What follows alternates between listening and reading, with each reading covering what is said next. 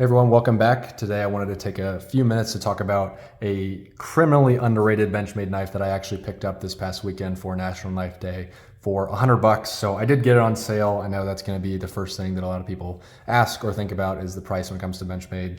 So that could be a factor in this whole video and rant, but I really have been impressed with this thing. The Benchmade Redoubt, they just released, I think, what's today? Wednesday, I think Monday or Tuesday, they released the Redoubt and the Tonto blade, which is also pretty cool. But so maybe the Redoubt will gain some popularity again. But I know when I was first getting into Benchmade knives, I completely just wrote off the Redoubt, D2 steel, so old school steel, and it's pretty ugly.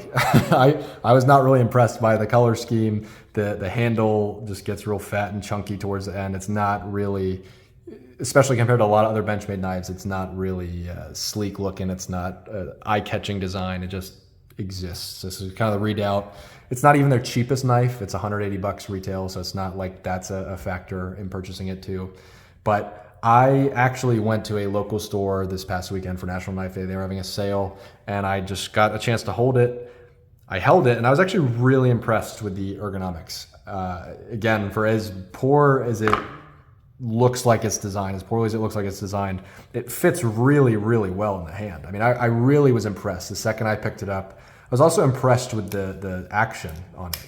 And yeah, I know that can be played with and tampered with on all Benchmade knives. You can get a smooth action, and that's what it is. But there's just no wiggle in the blade at all here. And it is completely drop shut. It's smooth, it's easy to open, easy to use. It didn't really need a lot of oil or maintenance or touching up. And again, maybe that's not exactly, a lot of people say it's not exactly for this Redoubt model, but I really, really have been impressed with this thing. I mean, it's a nice thin profile that kind of tapers off. I think that's called a swedge towards the top. I could be completely making that up, but it's got a nice profile to the blade, so it cuts easily. I haven't used it a whole lot because I only had it a couple days, but for what I have used it on, it's cut nicely. And it rivals some of my other Benchmades, to be honest with you. I just have not been able to figure out, I think, why it is not a more popular model. I mean, there are plenty of knives that are ugly that are popular. I think the paramilitary too, a lot of Spydercos that are popular are not really particularly eye-catching. So I don't know why this thing does not get a lot of love. I mean, maybe with this new Tonto blade shape that comes out, it'll repopularize it. And I think the color scheme on that one, they have I think it's Ranger green is what they're calling it. And then the standard, the same forest green type inlay here. So maybe changing up the color scheme will make people take an extra look at it or something, but I don't know.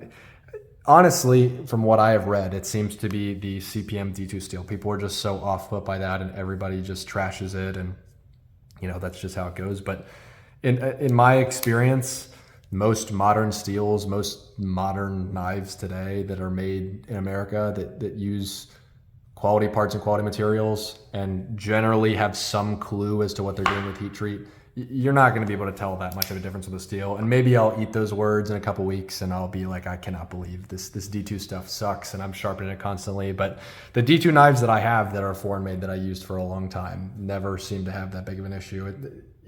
They were just a little bit harder to sharpen, but that's really all it was. I never noticed that much of a difference in performance with the steel.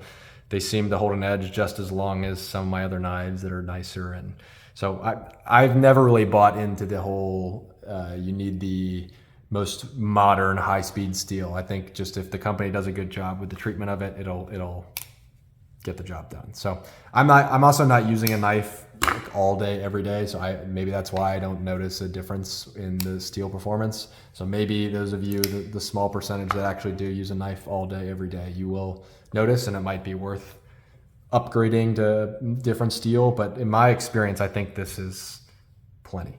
And maybe I'm saying all this again because I got this for $100 and I think that's a fantastic deal. So that could play a factor in this whole video. And again, yes, I understand, the $180 is wild for all these materials and stuff, but also like pretty much every other Benchmade is wildly overpriced too. So I've not figured out why this one in particular is not very popular. If you have any idea or thoughts on this, please let me know. I'd love to have a discussion about it. I just honestly am curious as to why. I think this really is a super underrated and slept on Benchmade knife, especially for people who maybe can't afford to get into the real nice, carbon fiber Osbornes and bug outs and aluminum bug outs and stuff. They market this as a working man's knife, and it's still $180, which I find kind of funny. But it really is a quality made knife, and I think it deserves more credit. So that's why I'm kind of going on this rant here. But I appreciate you watching, listening. If you have opposing thoughts, please feel free to let me know.